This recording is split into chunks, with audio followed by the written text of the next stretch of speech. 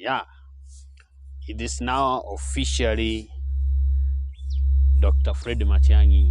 He has resigned from international duties. The guy is ready to take on William Ruto and Raila Odinga. Nevertheless, my concern is about the panic and the restless in the Statehouse.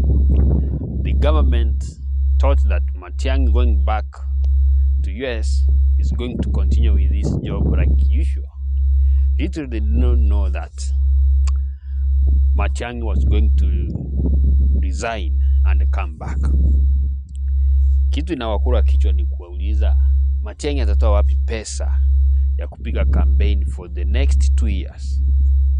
With the status wanajua Matiang'i cannot afford the campaigns of Kenya of tokenism. Lazima upange rally zako, mobilize watu, everything.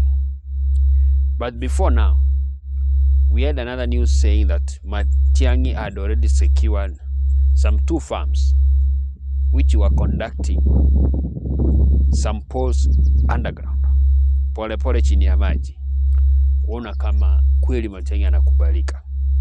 Before Matiang'i resigning, alikuwa ashajua amekubalika sehemu kubwa ya Kenya. So about resources, kuna watu wengi wako tayari kumsponsor Matiang'i because they believe Matiang'i is the choice of Kenyans and is the answer to our problems. One thing,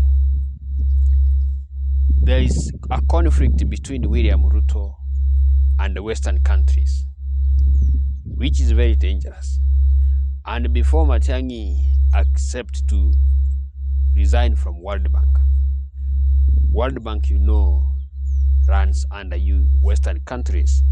So Western countries have already accepted Matiang'i, and it is going to be difficult, and it is going to be noisy from the other camp. Ladies and gentlemen, if you are watching for the first time our channel, please, I'm requesting take your 1 minute or 1 to 2 seconds, subscribe, because every news we are going to update you as it comes. So why Statehouse is being restless on Matiang'i? They believe Matiang'i comes from a small tribe, Kisii people, which has not majority of the votes. But Matiang'i comes from the largest group which is supporting it, the Gen Zs.